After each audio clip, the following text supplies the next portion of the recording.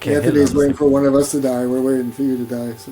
Yeah. Let's now give it loud everybody for Anthony Eugenio. We're gonna have your next time. Very funny. Wayne Russell, everybody. Welcome to the Open Mic Pain with Anthony and Wayne podcast. Hi, hello everybody. Yeah, Joe, welcome to an Open Mic Pain with Anthony and Wayne. I am here tonight with a special guest edition with one of my favorite people in comedy. So we had on 1/3 of the Comedy Mill, Nate Curran, and now we have the second. We'll get to the third. Don't you fucking worry, Buzz. So please give it up for one of my good friends, Paul Roy. How you doing, brother? Good, good. Thanks for having me, guys. Oh, Nice to meet you, Wayne. yeah. Nice to meet you as well. Yeah, shut up, Wayne. I haven't introduced you yet. Wayne doesn't exist yet because he doesn't deserve to exist. Doesn't deserve to exist until I say it. All right. If you guys knew that Wayne was late, you would understand my frustration at him. I'm not frustrated at you, Wayne. I'm just kidding. I want to shit on you because of your fucking stupid beard. How you doing, buddy? I was okay. I was doing not good because I was late, and now it's even worse. But I'll take it. That's fine. He's like, I hope he doesn't mention it on the show. And I was like, I'm going to fucking definitely mention it. Oh, my God. If you only knew. I was going to give you shit about not visiting the mill, Wayne, but I heard your story, and that is kind of a haul to go for 5 minutes. So. Yeah, you know, it's not so much. I'm not concerned about the drive because I've driven that far for 5 minutes. I'm a whore. I'm fine. Mm-hmm. The problem is just getting there in a timely fashion. I like to go to a mic and I like to enjoy it. I like to be respectful. I like to watch people. I like to stay to the end, but not that much. So eventually I will get up there. I'm hoping in the next few weeks. I think I might be able to do it. Maybe. That'd be great. Maybe even 2 weeks. Maybe even 2 weeks. I have the week off.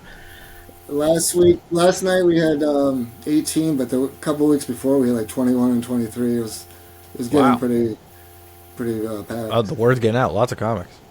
Yeah, we almost went to 4 minutes, but people were good with the light. So.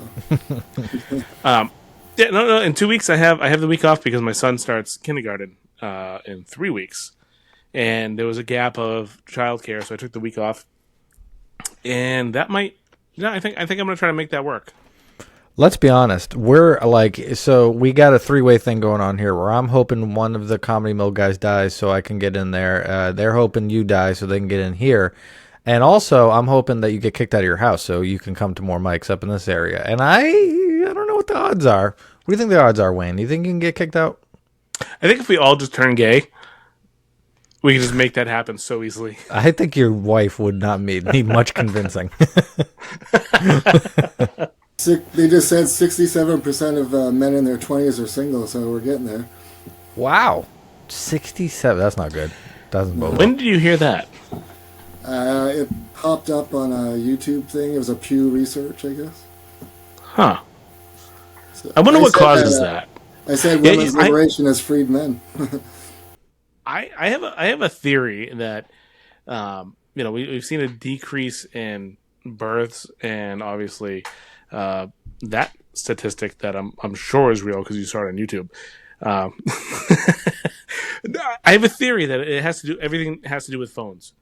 Nobody knows how to talk to one another anymore. You know, when I was in school, like phones, not everybody had a phone. You were like a rich kid if you had a phone when I was in school.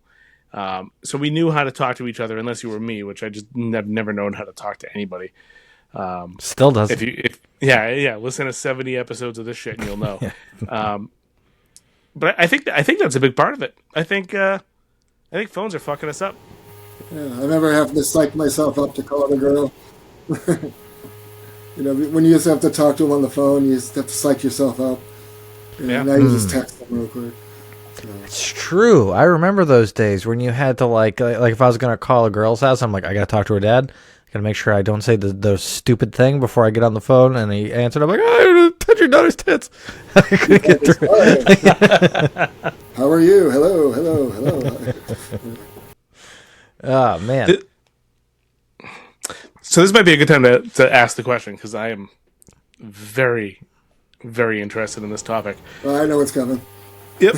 So Nate had mentioned that you dated his mom. So when you met his mom, how involved was the phone in that connection? All right, hold on one second, real quick, because I know that we're gonna clip this out for sure as the promo for the episode of us talking about this. So let me say, this segment is sponsored by the Comedy Mills show on motherfucking August 24th with Lee Syatt headlining. Everybody, tickets are still available, and we're super pumped about it. And that story, the story that we're about to tell, is 100% sanctioned by the Comedy Mill. All right. True. 100% true. So let me see. I was 28 years old, so 1998. His mom worked at the Old Champions, and I met her there, and we started dating. And picture Nate as a little 8-year-old running around, and that's when I met him. So you guys didn't. So when he ran into you again, that wasn't like a planned thing. You hadn't seen him in a long time, and he just saw you. Yeah, there was a like, bar that just opened up down the road called Mix, and we were both there on a Sunday watching football, and ran into him. And I told him that time I was doing improv class, but I didn't know anything about open mics or anything, and I hadn't taken the class yet. So I told him I'm looking to take a stand-up class. And then the next time I saw him, I'd already done the graduation show, and was starting the Free Street open mic. And then he went, and within a few months, we started the Mill. I'd only been doing comedy about 7 months, and he'd only been doing about 3. Wow. So when he saw you, did he come up and say, "Hey, why did you stop dating my mom?" And was the answer because of you? I can see that. Yeah, guilt trip.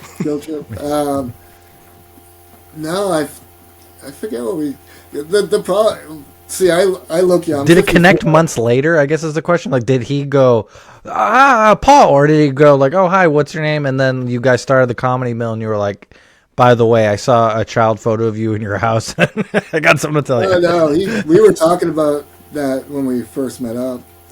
So, and we had run into each other throughout. We both live in Biddeford, so, and we were friends on Facebook and everything.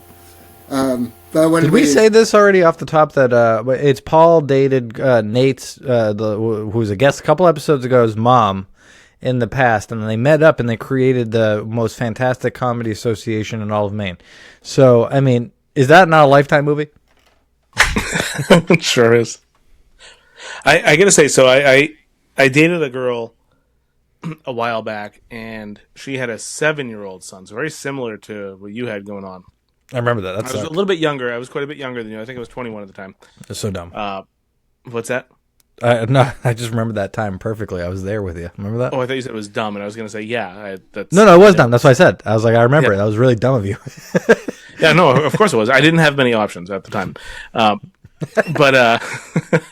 Look, I remember... You said that like there was a time where you did.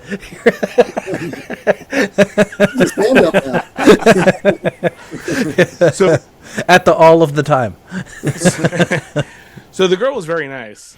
We hit nice. it off pretty well. It was great. But I remembered we were going to go to Canopy Lake, which is an amusement park down this way. I don't know if you travel down this far south, Paul. But we were going to go to Canopy Lake with her son, and I stayed the night. And I woke up to her son going, "One big happy family," and I shot up like, dude, this was so bad. I shot up. Remember that game, Don't Wake Daddy? Yeah. You know that board game? That was I have it, I had a nightcap on and everything. Fucking flew off. I was like, I'm up. I'm done. We were broken up within a week or two after that. That's got to be what happened, right? That is 100% what it was. That was a big. That was a big part of it. I was 21 years old, wasn't ready for that kind of a commitment. That poor kid. He's like, if just one more bad thing happens to me, that'll be. And she's telling him, "It was your fault." It definitely was. I like it. Was the crosshairs behind your heads? Was that on purpose, or? Yes. Okay. This to bring attention to this lovely lock of hair, head, whatever the Move fuck to your left. You could be like Trump. Oh, Jesus Christ. Put your ear right on them. Oh, we lost Anthony. Yeah, it looks like we lost Anthony, but that's okay. That just makes for a better show, as we found out last week when I was with Casey Crawford. So now it's me and you. So Paul, how long ago did you start comedy? Was it when you did the improv stuff? Was that pretty much it, or? I was doing the improv. I'm not good at improv, I'll be honest. I'm not a very animated, goofy person. So, but then I saw Brendan Ayer's class on Eventbrite.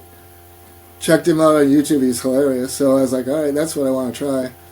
And I did the class. It was great because you basically learn how to workshop jokes. I was able to call him anytime.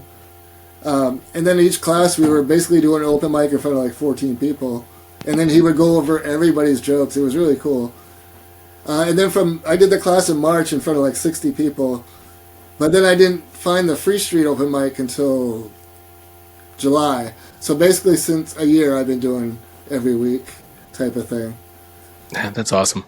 And So yeah, what we're all when I started, it was just Free Street and Cheese Louise, and now there's like a ton of them. You know, How is Cheese Louise? I see that they have a couple days a week, don't they? Monday, and I have not been yet. Sorry. I'm gonna check it out though. They just restarted it. It went when Josh Marquis was running it. It was on Tuesday. He stopped doing it, and then they just brought it back. Did they get a crowd? I'm not sure. From where the pictures, they're in the back, so you can't really tell. That's a good way to hide. How long have you guys been doing comedy? So It's about 18 months now. It was March of 2023.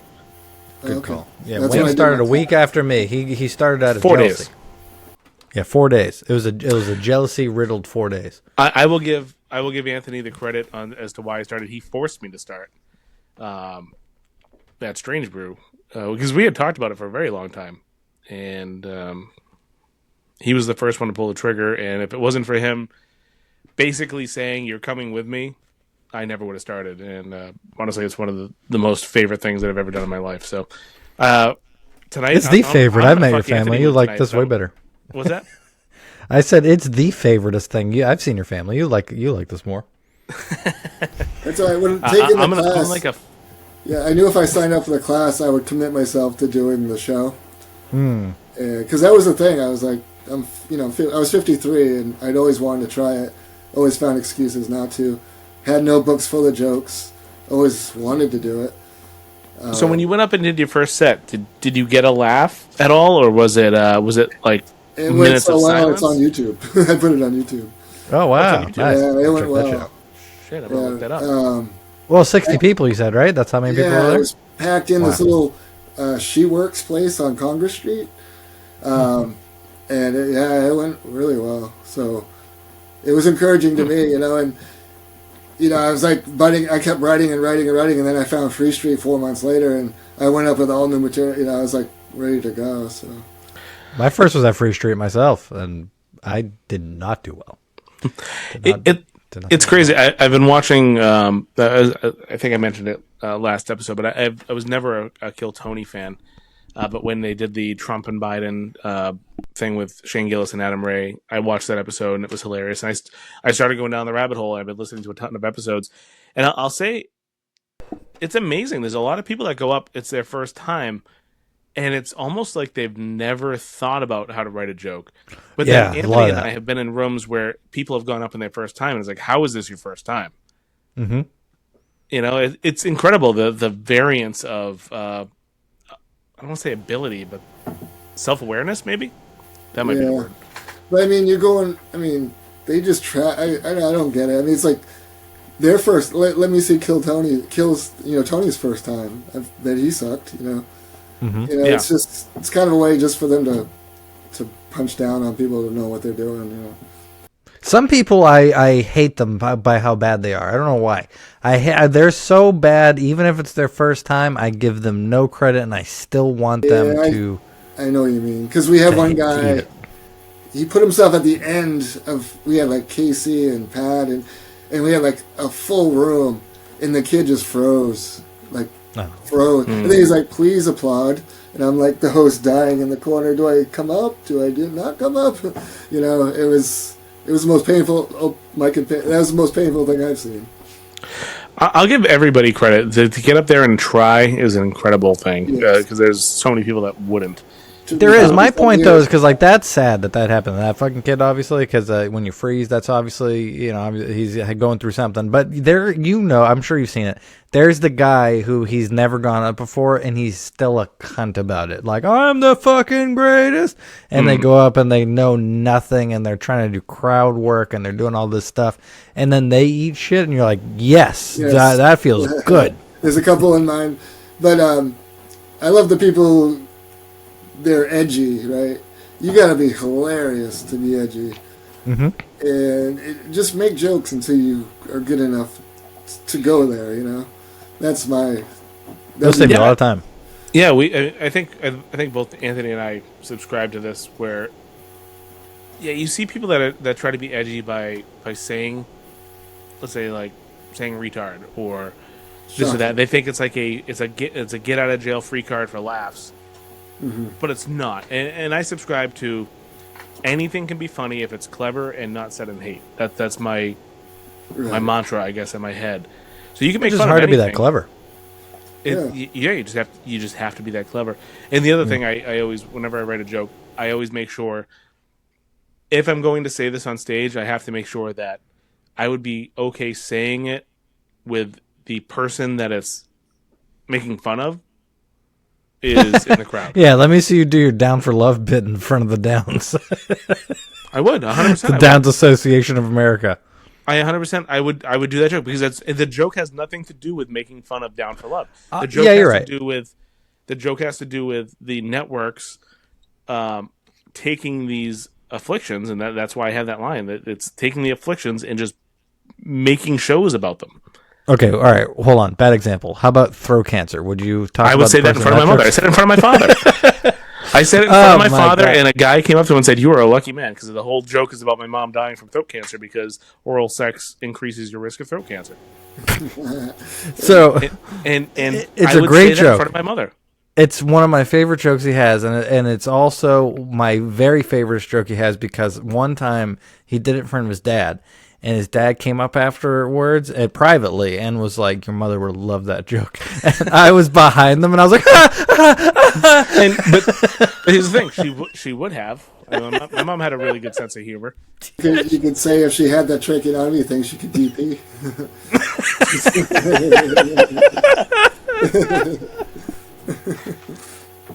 But I don't know. I think that's a good rule. Like you have to be willing to say it in front of the people that it's affecting. Right. Like there's a guy at our open mic. His sister, like, she might have brain damage, and he said the retard, But I was talking to him about it. Like my son has severe autism, and he's intellectually he's like a 4-year-old in an 18-year-old's body.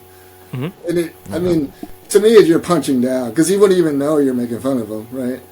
But if you want to say it, say it.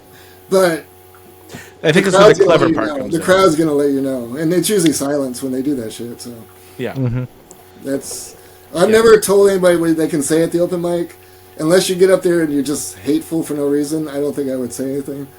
But the crowd will let you know. So. They do. Yep. Best arbiters. Yeah. I mean, they're the North Star of what's okay and what's not. Ultimately, I think in the beginning we were crass as shit, Wayne. To be honest with you, if I look back at our old sets, like I see jokes that I do now and how I used to do them, and I had so much unnecessary stuff that was just to get a rise out of the crowd because it's. I think for me, maybe so. Wayne was this way with dick jokes in the beginning, and you'll fully admit that was the quickest thing to go to because it was the easiest laugh at the time. So you go for it there. And I did the same thing with like vulgarity that didn't like. I did it with contentious vulgarity, meaning I wanted to get the crowd mad on purpose because I thought it would get into like a funny rhythm, like any energy is good energy, and you realize that people just want to be happy and laugh. Yeah. Mm-hmm. I learned that in Portland, because I used to do I'm not gonna say the whole joke again because I've said it 100 times, but I had a Budweiser trans joke like a lot of people had, and it was just a tagline at the end of my California sober bit that I do now, and it just did not require that, and I used to just piss people off in Portland every time I did it. Yeah. And in Portland, everywhere else. Well, Free Sheet's the only open mic that they almost tell you what you can't talk about.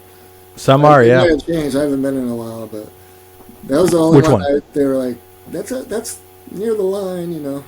So In Free Street? yeah. Oh, Yeah, wow. well, I don't about a year ago. I think it might have changed. I've been there quite a bit. I like it there. It was just, you know, I don't. No, we've gone through that a bunch of times where people are like, "Oh, you got to make sure you can say this in front of your." And I was like, "If you have any qualifications of what you can say at a comedy open mic, I don't know if you should have one. Like you guys do it perfectly." Yeah, Yeah, I don't like telling people what they can hear. I think that's the audience's job. exactly. That's a show thing. Like because you can have different types of shows that are going to be different levels of what you can say or not say. Corporate gigs, if you're doing a private gig at a birthday party, all kinds of things where the rules are there and you have to stick to them because you're a professional. An open mic is called an open mic. You know, it is really designed for it's like the last thing where you can say anything. And it's going to be judged on the value of its comedy. We know that horrible things aren't funny. Like, that's really hard to make those funny unless you are a very seasoned comedian. Like Free Street. Speaking of, they had a show. Me and Nate were on Dark and Dirty. You were supposed to bring your dark and dirtiest materials. So, you know, some shows it's set up for that. We're thinking about maybe we're brainstorming like an after hours type of deal. That'd be sweet. Yeah. I don't have the urge to run an open mic, but I think if me and Anthony have talked about it, like if we ever did, I think it'd be fun to do a themed night. So every night you get extra minutes for certain things. So like if you want to do jokes about video games, let's say, you go from 5 minutes to 7 minutes. If you want to do the next night, maybe it's dark material. So if you're doing dark material, you can do 7 minutes. Just extra time instead of like buying it. Everybody does buy a drink, which you want to support the bars. Obviously, everybody should be doing that anyways. Yeah, but Carlo does a good job breaking it up with the trivia at his. Love that. I went there last. So last week, Wayne had an interview by himself because I was at High Fidelity by accident because I was high. I haven't watched that episode cover yet. for you so good too. He did, yeah. Wayne covered for me because Casey Crawford was on. It was a great headliner, and I didn't want Wayne to be like, "Hey, Anthony forgot we were interviewing you, so he's not here." So Wayne covered and said I had an opportunity to perform, which I did. But I made that opportunity happen by going to an open mic and forgetting where the hell I was. And Wayne was like, "Hey, so when we get on tonight, can you?" I was like, "Oh no!" I was just gonna say I talked to Justin about that on the way up to Swansea. And he said that your reaction was almost that exact thing. It was, yeah. I went, "Oh, shit." And I walked outside. I was like, because, there are, so in my brain, at least, I'm sure, and many other people's brains, when something horrible happens, your first immediate thoughts are like a life flashing by your life speed of how many things can I do to fix the situation. And sometimes you figure out it hits you. There's nothing I could do to fix this. This is fucked up. And so I had that thing where I was like, "There's nothing I can do. He's just gonna have to." Unfortunately, and he did a great podcast. This is the problem, though. We have 2 podcasts in the history of this show that are like an hour and 40 minutes plus, and both of them is because I wasn't on it and I couldn't fucking take. I couldn't slow it down. You on the podcast? You couldn't have jumped on your phone and done it from your car or something? No, I was in the middle of I hadn't got my so goddamn beautiful. I know. That's what it is. He just wants to look so beautiful. He wouldn't do that. I could fucking go put soot all over my face and come up here and look great compared to the first time I saw you, Anthony, was at Carlo, and I was like, I have to follow a pedophile joke. I forget the joke you did. I'm like, I have to follow a pedophile joke. Probably, yeah. See, if I remember at Carlo's mic, there was like 3 people at that particular night, and I was like, I don't care. You're gonna get it like that. Those are the ones where they're gonna get the ones. That's a good point, Paul. Have you ever gone through a dark phase where you're like, I just have to get these jokes out? Like, I don't care what I say and who I offend, I just have to get them out. Yeah, lately I went through a lot of health issues with cancer and stuff. And I'm losing a lot of muscle through here because of radiation. And it gets obvious in the summer. So I just started recently talking about it and making jokes about it. That's been the hardest because I don't want to talk about it. Well, real quick before we go, do you find that the comedy and making jokes about it, do you find that helps you get through it, or do you find that It actually was you kind of have to do it because it was kind of therapeutic, actually. So yeah. I was curious about when that. the jokes landed, so you can. Yeah. Hell yeah. I saw that you were because there, once again I've been Anthony. watching The Kill Tony. I saw that girl Fiona, who's she's in a wheelchair, and she's talked. I think it was this past week's episode. She was talking about how she has only like 10 years to live if these treatments that she's the trial treatments don't work, but she's making jokes about it, and she just seems so happy about it. I was curious how that goes. I know felt some people good. find it therapeutic. Troy Pennell gave me some advice. He was like, talk about it, because I've mentioned it before, and I do one-liners a lot, and I'll throw it in there as a one-liner, and he's like, talk about it. So I started, and it was good. I thought it, because I usually do one-liners, but that joke became my longest bit. So yeah. Did you see it, Anthony? I've done it a few times, but Yeah, I think you did. Didn't you do it at, I think it was 3 weeks ago? I think so, yeah. Yeah, it's probably the first time I did it, yeah. Yeah. I remember you came up. I remember you came up and you were pretty psyched afterwards. So I think the therapeutic thing was right. You had a different energy. Did you tell Wayne about when I got the chant for the callback on your joke? My only chant I ever got. You were doing the joke about men using their ass as currency in prison, and I said, "Hey, that's buttcoin." Oh, buttcoin. And I got my own Paul. It's the first time ever. Yeah, people were pumped about that. Yeah, you can keep that because I'd have to steal your whole premise to use it. So. Oh, hey, you can definitely fucking rent that premise. I got a second half of it. I got a second half of it now called Dick Shrinkage. So I got to show you that one. It's the whole nother half of that joke. I really like it. Sweet. Hopefully you get up soon to the mic. Yeah, I'm hoping this Wednesday. I'm hoping to get up there, because all right. So by the way, the episodes come out Monday, so we're technically in the future right now. So you gotta pretend this is the future. It's Monday. The show's coming up, so the show's coming up. Remember the 24th, everybody, because this is not the 24th yet. This is the Wayne. What's Monday? What's the date? Say it real quick. Don't even think about it. Don't look. 21st. 19th, I'd say.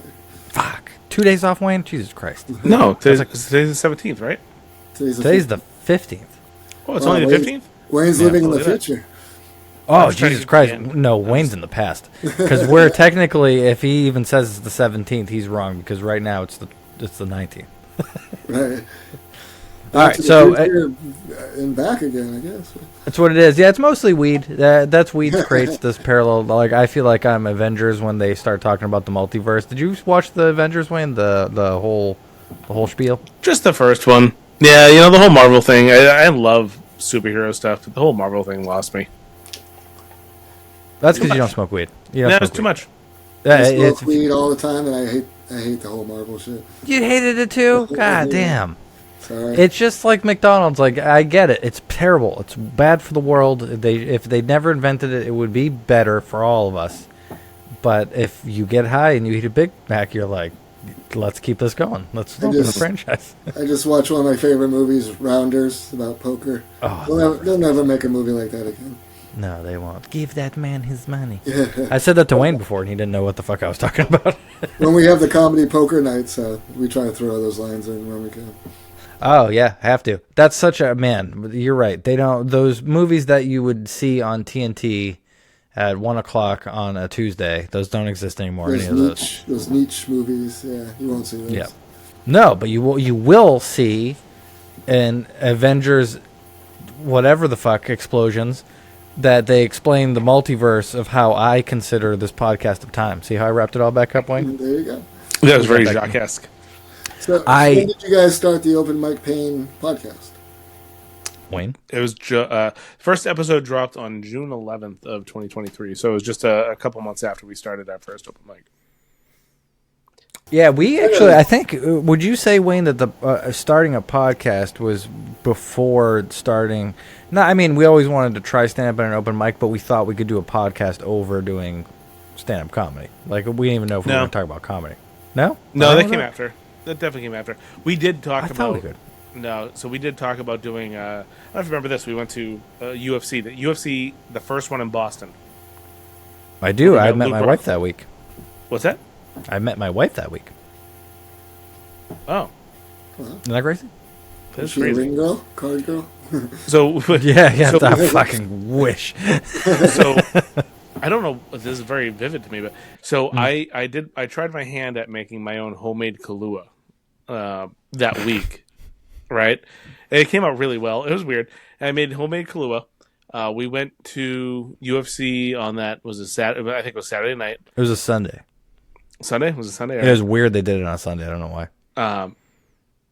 So we met at my house because I lived by the train station going to Boston, and I filled a big coffee mug of coffee and my homemade Kahlua, and I was just drinking that all morning. And I think Anthony, I think you had a couple beers or something, which was weird for you before we left.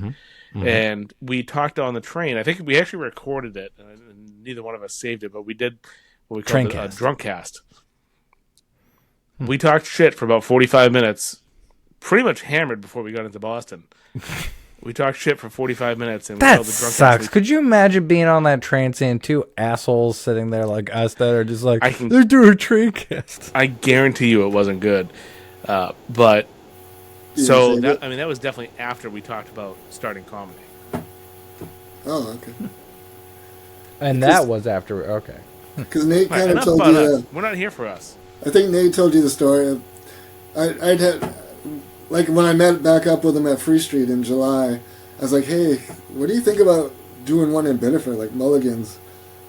Because traveling to Portland all the time kind of sucked. And he's like, yeah. And so he's like, and we should ask Patrick. I had just met Patrick. I'm like, all right.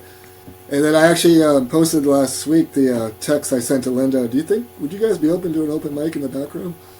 Oh, wow. That was I didn't see that. September 24th, my son's birthday. And then within just over a month, we started. So That's awesome. That is kind of sad that you were on your son's birthday. You were like, I gotta get away from this fucking kid so bad. I do that every time we go to an open mic. I gotta fucking go. And then, yeah. So we basically started that and our comedy at the same time. So it's like I don't know which one I'm more proud of. I'm not that good or anything, but It's insane that you guys did it at the same time as when you started, basically, because I was deathly afraid of hosting anything for the first, yeah. I don't know, 8 months until I started, and I was like, I can do hosting, but for the first, I would have been useless up there. You know what? I did think it was easy until you do it. What happened to me is I signed up for the comedy festival, and they give you 2 hosting gigs and 2 sets. Oh. And they basically gave me a list and a mic and said, good luck. So I learned to host on the fly and got over that. It is a whole different ballgame, though. It's a different set of skills. It That's is. why they let people guest host to try it. It is awesome. Yeah, Wayne has been hosting a little bit more lately. His first couple hosting gigs at real shows, and he's good at it, folks. Nice. He's good at it. I like because you can do some callback, like the butt coin. You can do shit like that. Except when I fucked up, I did fuck up one, and I corrected it. But so we were up in Swansea, and I corrected it. I did correct it. You can't correct stand-up. Like, it's over once you said it wrong. Well, no. Here's the thing: is that nobody knows. And I actually talked to Juan. We had Juan Rosario on there, who's from Keene, and then we had Nick Taco, who went to Keene State.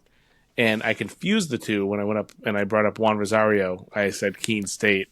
It wasn't. So that's the most disingenuous part about this whole thing, Wayne, is that you think that's what you fucked up. Fuck And yourself. yes, you did. But obviously, no one knew that you fucked, or Juan didn't know that you fucked that up because he that's did. such a small thing. It's more the fact that you were like, he does a thing. He's from a place, Keene State, Juan Rosario. And like you did something like that. That was the bad part. Yeah, I felt bad. But I did correct it when he got off Dude. stage. It happens to me all the time. No, actually, I would say I don't think it has.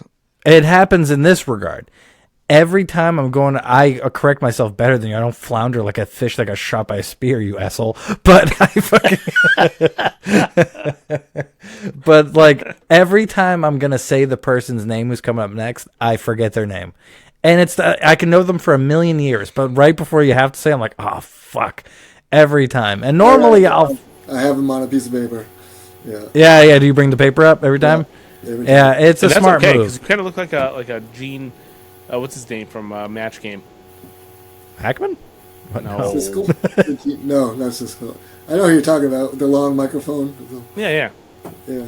Oh yeah, that kind of hosting thing. Yeah, you know what? They do give people shit for taking like a host for bringing notes on stage, and you're like, all hosts have notes on stage. It's true. I still That bring should them be. up to shows.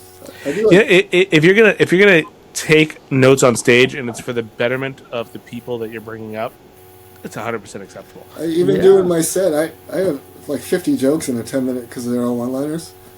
So They're this is laughing. funny. I don't So think they care if you have a piece of paper with you. can we take this? Can we take this right turn? Sure. Did you have something else to say, Anthony?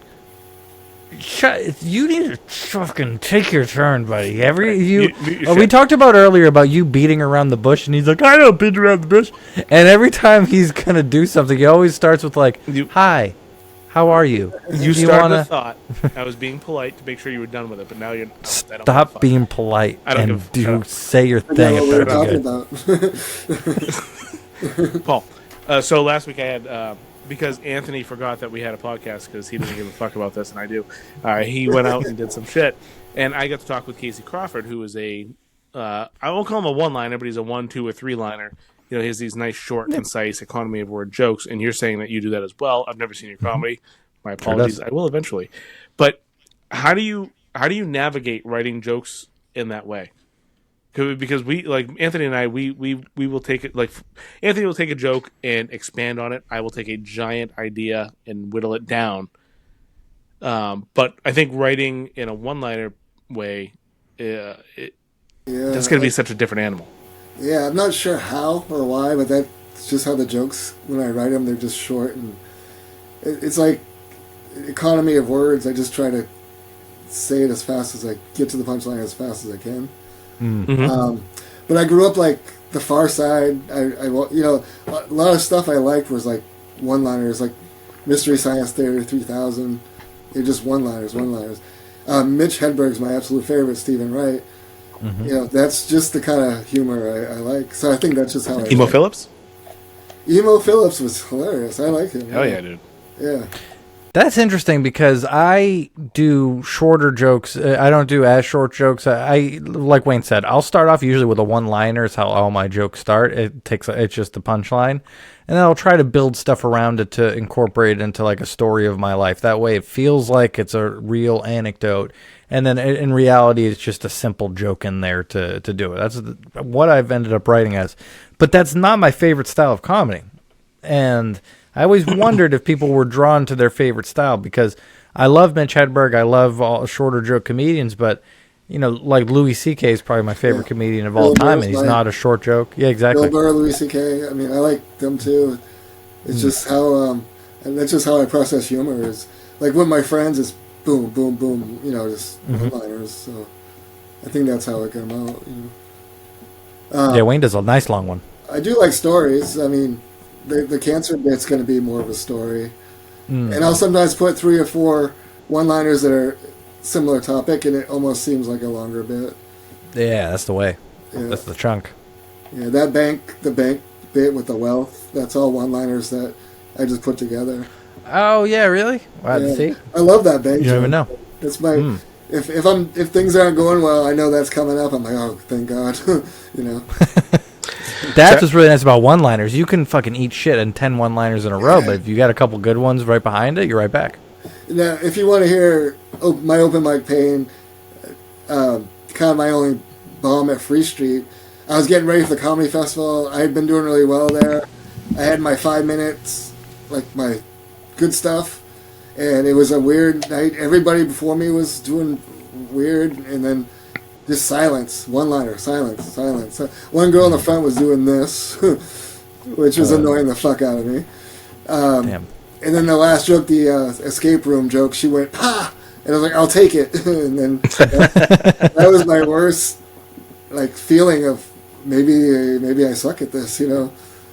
But, So did you go when it was happening? Did you energy go down? Meaning, did you match their energy in the crowd, or did you keep your I same was getting performance as angry. you went?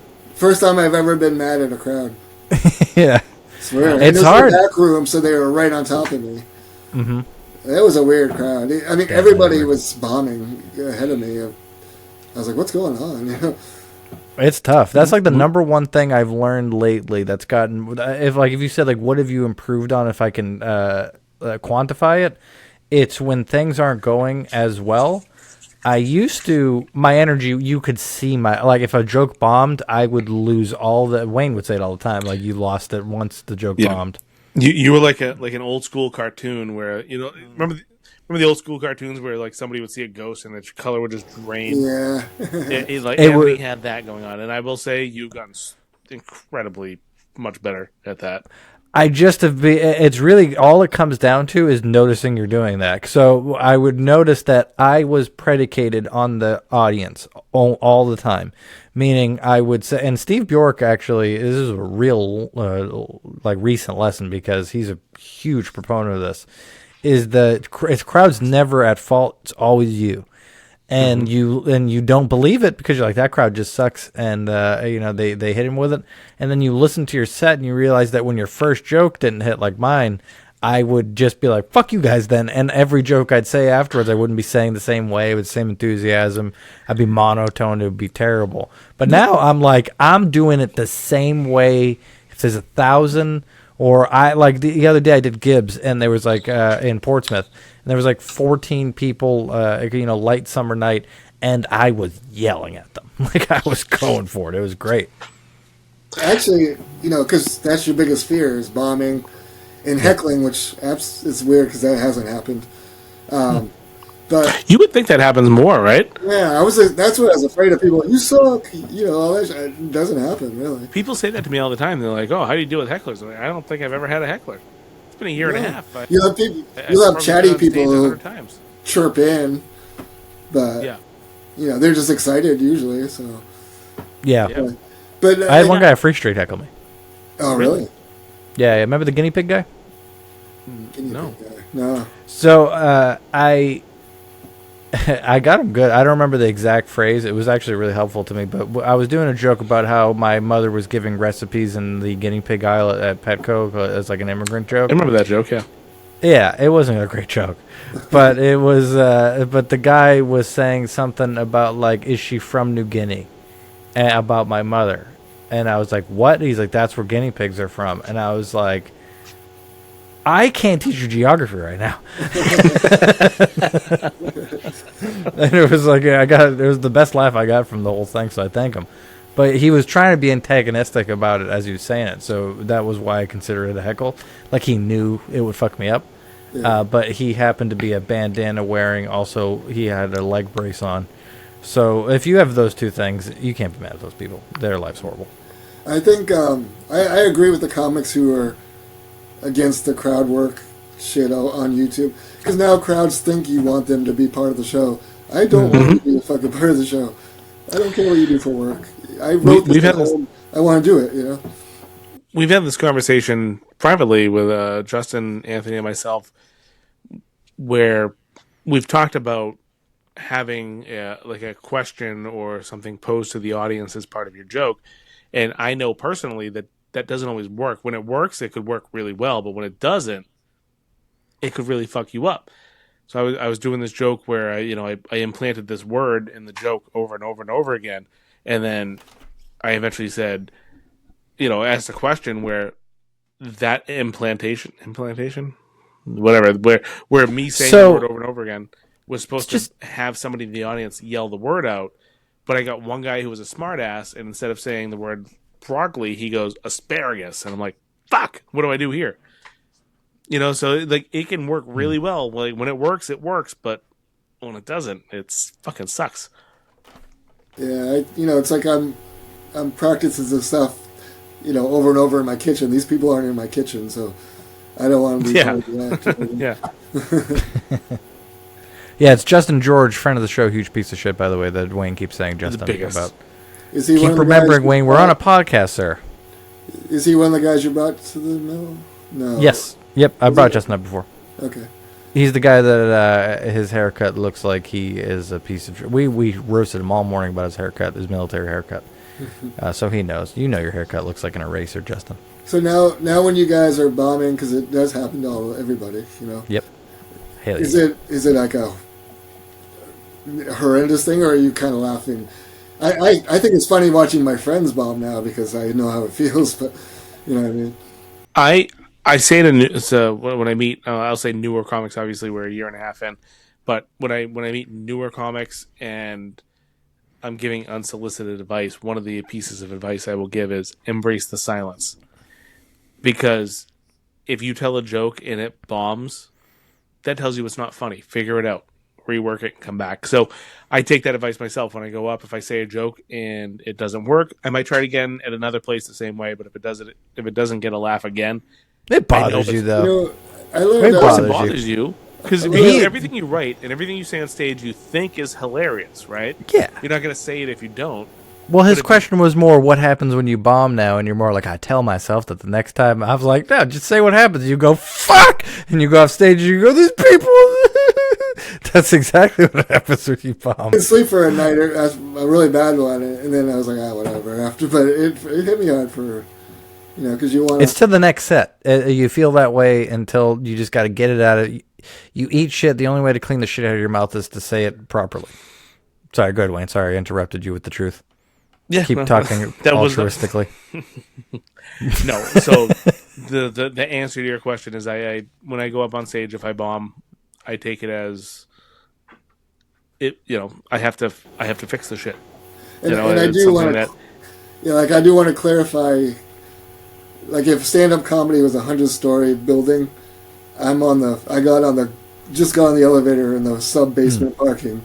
So All of us. I can't tell anybody, you know, but I just give advice to people that want We're it. in the same boat. We say it all the time. Like this whole podcast we're doing is like a grow with me type of thing, and we're on that same elevator with you. You know? Yeah, And growing over here. I'm in a weird situation because I know people who do want to go to other cities, and you know, I'm 54, I'm on disability, I have my son, I'm a caretaker, I'm not going anywhere. So it's kind of cool we're building this thing in Maine where it's almost like a little comedy boom. Mm-hmm. You know? It's true, it is. Because I told Wayne if we would just do like a 60 cap room with people and a good show, like that's as good as anything in comedy. Like you get the same feeling. Yeah, the upstairs of Mulligan's, man, I love that room. So good.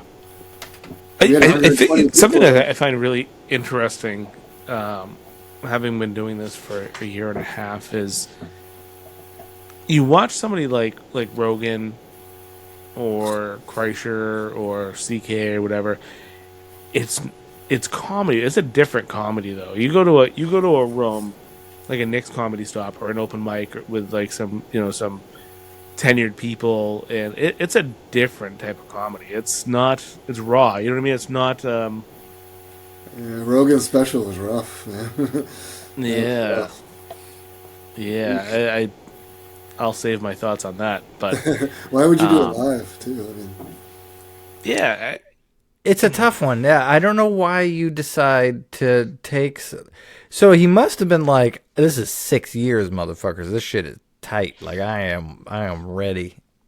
some bad silence in there. I was Yeah. watching some clips of it. So, did you watch it live? No, I've been watching clips of it, people reviewing it and stuff. I yeah. watched it after the fact too.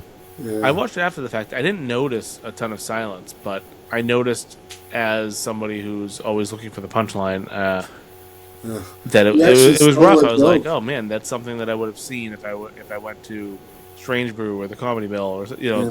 not saying that that's bad comedy, but it's not something I would expect from somebody who's been doing it since before I was alive. He literally stole word for word a joke from Brendan Schaub.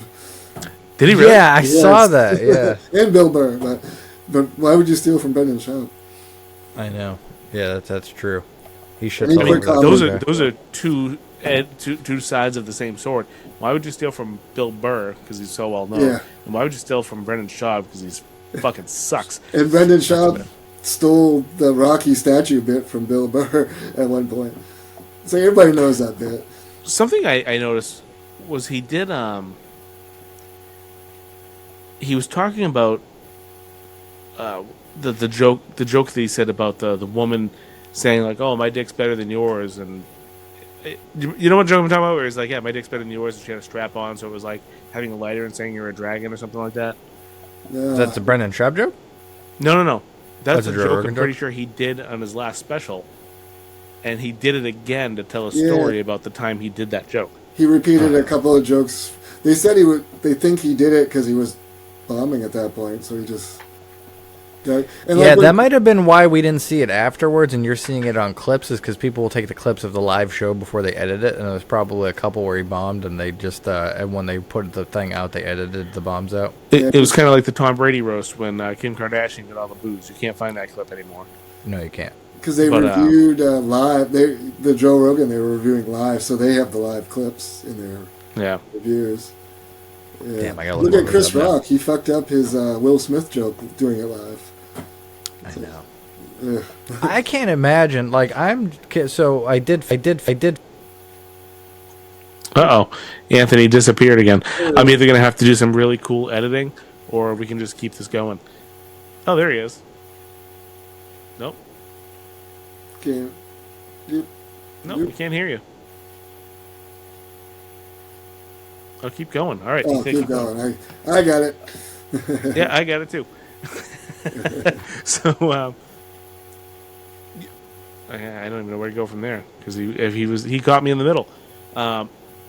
So you were saying that Chris Rock fucked up the Will Smith joke? Yeah. Was that a live thing? I didn't see that. Yeah, he did that. He did that special live. Right in. They edited it. I don't know if they fixed it in the edit. Shut the fuck up. I think. If you didn't bring attention to it, no one even known because you edited it right out. It didn't even matter. Listen, it's my headphones don't care what it cord. Is. Every time I don't care what it is. A few episodes ago, you that's gave me smart. shit. No, smart way to say it. A few episodes ago, you gave me shit because you said I was the only one that had technical difficulties, and I said no, you have them at the beginning of the episode. I have them in the middle, and now you've had two of them in the middle. So. Fuck your face. I know. Well, I keep ripping the head for. So mine isn't based on me being a fucking asshole about. Like, look at your microphone cover right now. That's for outside, you asshole. Oh no! I had a joke with it. I saw it. I was like, oh, it looks like a Russian hat. And I forgot to take it off. See, look at him, you dumb piece of shit. That's what you get for trying to roast me, you idiot. You're like somebody that tries to roast somebody and their flies open. They're like, you look like an asshole.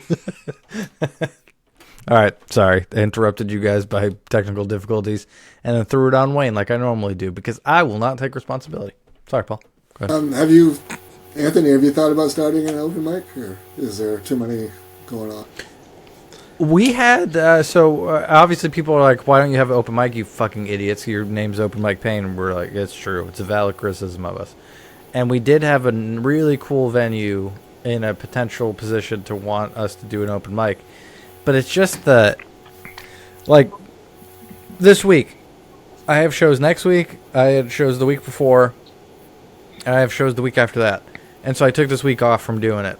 And when you have an open mic, you guys are there every week, no matter what, and I'm not ready for that shit. Yeah, I think a big part of it is it's a big responsibility. And unless you're cycling through host and like, you can do 1 week a month or 2 weeks a month. Every single week is tough. We do that. We have a guest host, and then us three take turns. So I do it like once a month. So. Yeah, so I would do that 100%. But you're there every week. That's the thing. You're always there. Like, so that's when Wayne's talking about it, he means like not even showing up to the other ones. But those all three are there every. That's why it's so magical over there, though. As I tell people, because there's 3 people in the back who are going to start the laughter for the jokes. So it really fills the room, which is why it works well. But it's tough. I want to go to an open mic. So the whole bombing concept that you had, it made me think about the new, what I've been trying to do lately, which unfortunately you guys are going to see at the Comedy Mill, is I'm mostly going up now with just a thought or an idea, and I'm trying to expand on it at open mics. that way I got stuff that I can throw in that I've at least played around with when I get to real shows. And the stuff that I know works, there's no reason for me to do it at an open mic anymore, unfortunately. The problem is it makes you bomb at a lot more frequent pace because you're trying new shit. So I've been, trying to stay in the moment up there to work through it so I don't bomb myself too hard. I like to do half and half new, and then work on older material. That's a good idea. You should always put an old one there, you're right, just to get the crowd good. But that's why I don't want to run an open mic, is also because I don't want to have to, like you talked to Nate and he's like, I've done 64 different sets or something like that. I keep all my sets, and I try to do almost 5 minutes each week of new stuff, and I guess it does kind of make sense on a one-liner basis, but for like me, I have to I have to repeat a story 100 times until I get to the point where I'm like, that's the final version of what it should be. And I would just, if I did the same every week, same mic, I'd feel bad doing the same joke 100 times in a row. Cause then people would be like, we definitely try not to, because we do have a crowd, a lot of regulars. So, and like with when I do write longer jokes, I write it out so I can see the words I can cut. You know what I mean? That helps me visualize it. So. Yeah.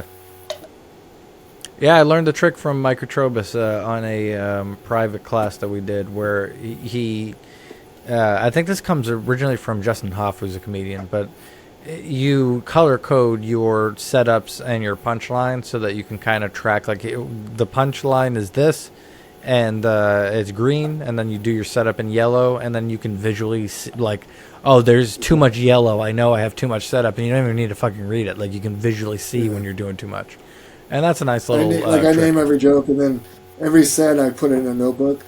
Like, because I'm doing Archie's, I'm doing a show at Archie's tomorrow, and I was there in January, so I looked at the set I did in January, and now I'm switching it up with some of the newer stuff. Yeah, that's a good idea. So I can keep track of every open mic, everything, so I know every joke I've done since I've started and when. So I'm not organized. I'm not an organized person, so it's a lot for me. How much time do you think you have? If someone said, "Hey, go do your max on stage," what do you think it is? I would be confident at 12, and I could do 15. Of short jokes like that. I've done 10 and you minutes, said you brought notes up? Yeah, and then it's all stuff I'm comfortable with. So 12 to 15. That's one of the biggest things. Like, I'm getting better at it, and I just like doing short jokes like that. I think I would get so confused. Yeah, they're not sequiturs. I just jump into the next topic, so it is kind of hard to. Well, that's what I'm saying. Like, so the way I have it now is any combination of jokes that I have, I can really kind of get into one from the other. So I can end a joke with a word that goes, okay, this is the joke I'm going to start on. And that joke will end with a topic or a word or an idea that it's like, all right, this is the next one. And just cascade that way. Yeah. To do a shit ton of non sequiturs. I just do word association. I try to memorize them in groups.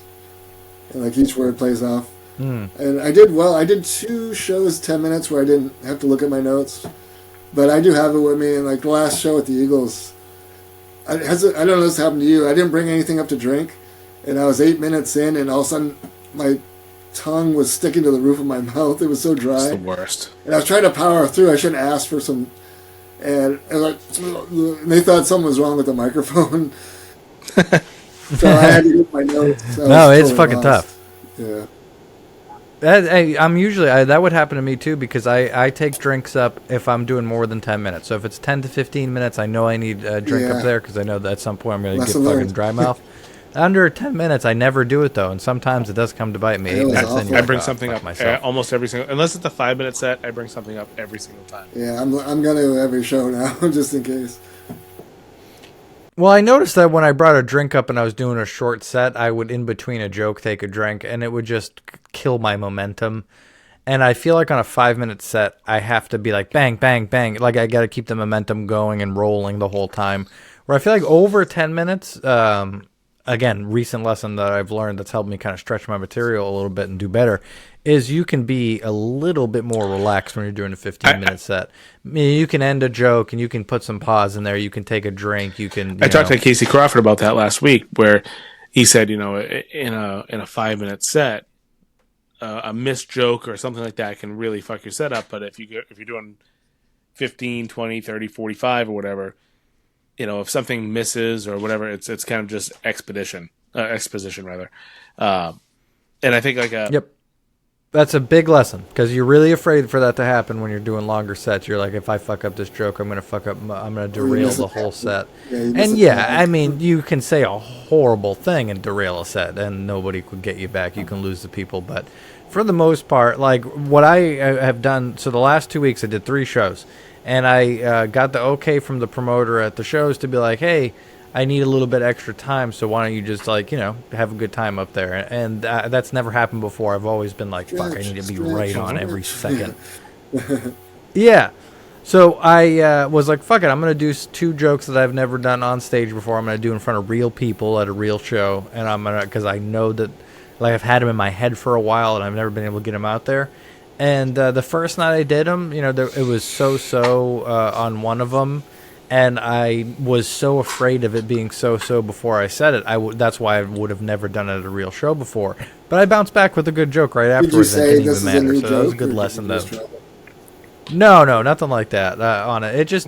It went okay. It was the joke about how I have 2 kids and one looks like me and one doesn't. So I get the joke all the time. Like, that one must be the mailman's. Like, that's the joke that I have. And I say, like, that's like calling my wife a whore and saying she needs her dick certified by mail. And it's like I like the idea of the concept behind it, but I was just a little clunky the first time I said it. And then by the 3rd show of me doing it, I got a really great response from the laughter, and I was like, that's the real way to write. It really is. You just got to be okay with I'm kind of writing putting some the cancer laurels stuff into on your set. stage because a couple of tags came to me as I was up there and stuff. But one trick I do, Oh, it's the best. when a line, like at open mics when something bombs, I'll just say something like, that was a lot funnier when I said it in my kitchen last night, or I'll pretend to cross it off my list, and I've gotten huge laughs off. Yeah, so good save. Sometimes that actually works out, Saves are good things to have in your back pocket for when jokes don't go well, and I wish I had more, because I usually just say I want to shoot myself in the face or something, because I hate myself so bad every time I joke. My favorite I set off that just came to me, we had an older crowd, they were there to see this firefighter who was in a competition, and one of my jokes just thud, and I went, this is, open mics are like American Idol for our jokes, and I said, that one's not going to Hollywood, and they all laughed. So I saved it. That is a great save. the worst when we first started, if a joke didn't land, I would just go, all right. And that, for whatever reason, would always get a laugh. But I had one set where it was 5 minutes of just complete horseshit. And the biggest laugh that I got was when something didn't land. I was like, all right. And everybody just the first time I said it, they erupted in laughter. I was like, all right, cool. I get something at least. And I got to get rid of that tick. Yeah. Wayne is an optimist, though. I remember after a set like that, you would be like, yeah, I got some laughs on the saves, though. And you'd be like, that's great. I don't even... I still have tunnel vision up there, man. I still don't really see the crowd. No, I record most of my shit and listen back. I listen back for the laughs. I listen back for the one person who misunderstood what I said and thought it was funny. You know what you should do is you should point the camera at the crowd because you can hear yourself. You know what you look like. You see who's laughing. That's a good point. That is a good not point. for Sure. a submission. That's so good. Yeah. I would focus so hard on the guy who was upset about my set, though, because there's Or the always hot one chick. person that's looking at you with their arms crossed. Yeah, exactly. Or the hot chick, one of the two. I would get nothing out of it but a We had fixation two really on the wrong beautiful person. women sitting in the front row last night. It can be distracting. But when they laugh, you feel like... It does "All happen, right." yeah. I got a good laugh at it. Yeah, I know. Those times I always do the grossest jokes. I'm like, let me just take myself out of contention right Yeah, now. Buzz did that. But he's got a girlfriend now, so he can do that. Yeah. Buzz got a He's girlfriend. dating Crystal She come to the open Bell. mics? Yeah. Really? Yeah. Wow, there we go. Keeping it in-house. Yeah. So I don't know you guys, right? I've met you as you've come on. I told Anthony that I thought you were Buzz Oh, really? at first because he had messaged me and said, "Hey, I just wanted to say hi. Nate was on the podcast and that." And so when you were coming on, I was a week or two ago. I was like, "Hey, I think that's Buzz, right?" And he's like, "No." and I saw Buzz. I saw a picture of him, and I told Anthony, I said, Buzz looks like if Stavros had an unwanted baby with Ron Jeremy. Yeah, I said Stavros when I saw him the first time. Yeah. He looks just like him. He also reminds me, we've talked about him on the podcast, but Scott Fatone. He looks like a Scott Fatone type. I don't know who that is. Yeah, you probably wouldn't. He's from down here. Yeah, you probably don't know him. But yeah, they look very similar. They have that. They all have that same aura about them. I actually said we got to get you guys at a mic down in Massachusetts. We got to make you guys come down that south. We talked about a road trip at some point. Have you done a Massachusetts mic before? No. Wow. Got to break you into Boston at the point. That's what we'll take you to. How'd you hook up with Steve Sweeney? So I did the contest, and it was at Steve Sweeney's Comedy Den. So I did the South Shore Clash there, and one of the prizes for the winners was to open for him, and then I got which didn't happen yet, but I also got another gig for him on the in September something, which I'll talk about when it gets closer. I remember an old day where he's like at the store getting his scratch ticket. I can't remember the joke, but. Yeah, he was funny. Have you seen the documentary when Stand Up Stood Out? Yeah, Boston? Yeah. He was in the middle of all that. So.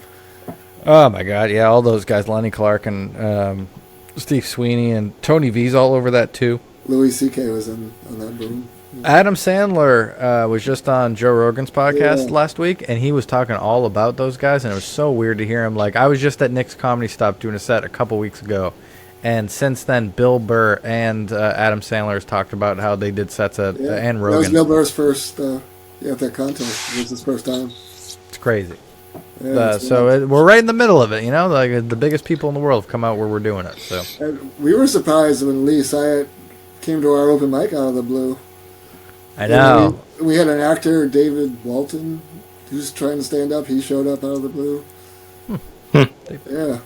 David Walton. You have to look him up. Yeah, it's I forget what show he was on. Some popular show, I forget. But the girls knew. Have you guys ever considered? This has happened a couple times since we started down here. But have you considered contacting a local paper and having them do an article on you guys? They just did. I wasn't able. Me and Nate weren't able to go, but the Saco Bay News. They have a local paper and online. They interviewed Buzz about the Comedy Mill. So. Oh really? Yeah. Yeah, I did think of that because that's good promotion. It is. So speaking of promotion, we're getting towards the end here, right, Wayne? How are we doing? You got any further questions? No, I mean, no. We got some stuff coming up. I don't have any questions. No. Well, I'm saying because I want to pitch the show again. So tell them where the show's happening, Paul. August 24th, upstairs at Mulligan's. You can go to the Comedy Mill Facebook or Instagram, and the ticket links are there.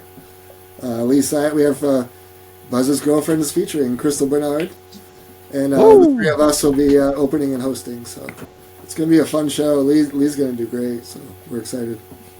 Yeah, you hear that, motherfuckers? It's my favorite place in Maine. I've said it 1,000 times, and they do shows with quality headliners, and then when they don't use a quality headliner, they use an unquality me, and we still did a great show. And it was fun. It was a fun time. And yeah, please go see the shit, okay? And then me and Wayne are some places too. Wayne, you want to plug where we're gonna be? Yeah, we have a lot of things in the pipeline. So where are we now? We're in August. Yeah, so September. I can't even say the 7th. September 9th. I'm going to be hosting the 19 Carter Berlin open mic. I'm going to be in the Wicked Funny room in North Andover at the China Blossom, participating in another contest where Anthony will be the following week, along with a friend of the show, Justin George. Huge piece of shit. Yep, and I should have mentioned Jacques Lambert, also a piece of shit, is going to be competing the same night as myself. And it's a little ways out, but October 12th, we're going to have one of our first OMP production shows going on down in Westford, Mass. So stay tuned for that. That's still in the works, but a couple months out. But I'm excited, so I'm going to say it. Good. And in August, you come see me at Navigation on the 25th on Sunday, Chelmsford.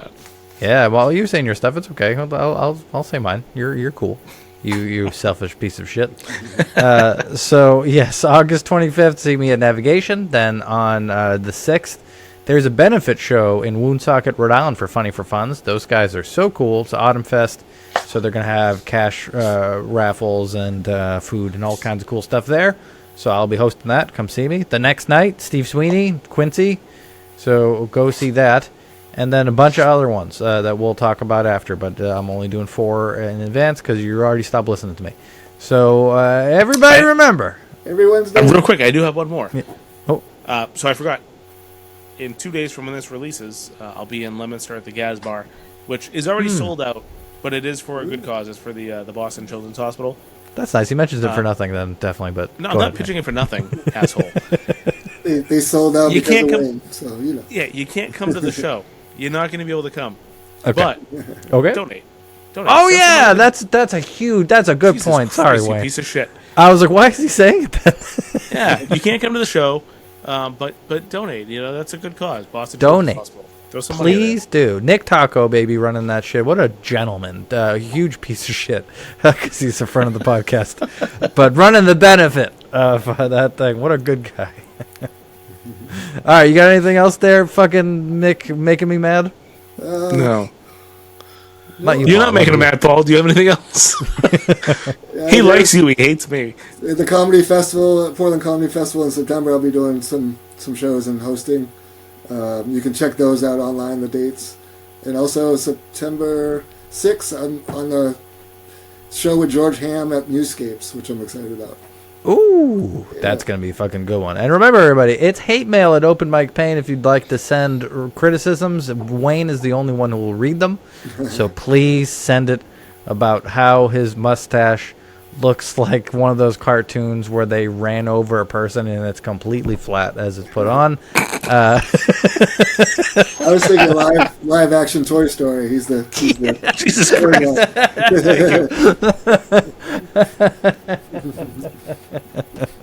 Oh, man, that's right. Guys. Valuable step in the quest for laughs. Have a great night, motherfuckers. Thank you.